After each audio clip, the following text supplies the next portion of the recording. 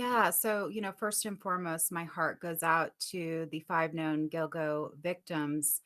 They had parents, they had children, siblings, but my heart also hurts for the family of Rex Heuermann. After I learned that my father was a suspect in 12 homicides, confessed to 3, also a plot to kill President Reagan.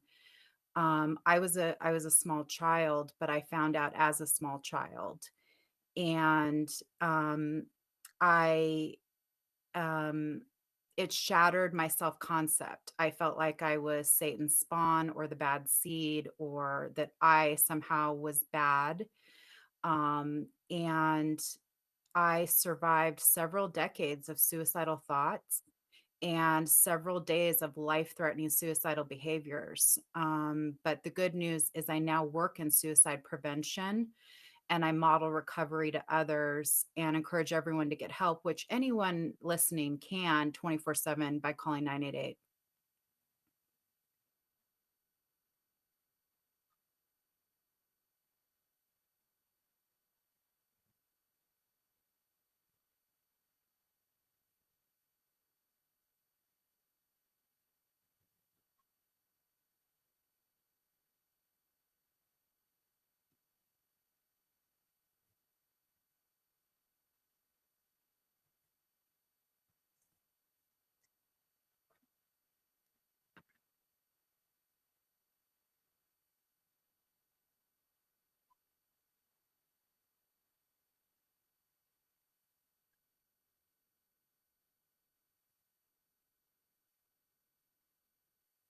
Yeah, it's so interesting. The spectators are increasingly trying to predict plot twists and trying to identify like an origin story.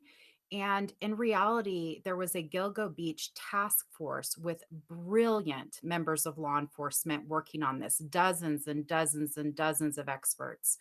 If those people could not identify this human predator, this human monster for decades, and he was so sophisticated at evading them in this era of modern technology, then of course he could deceive his family. Of course he could.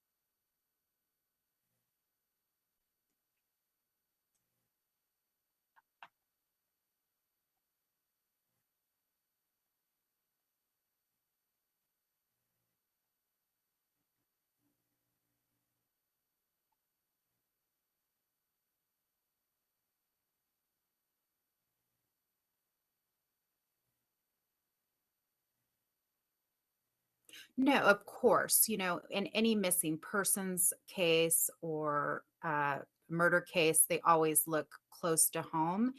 And, so of course they will look at her. But what is known now is it appears that this was occurring when she was away.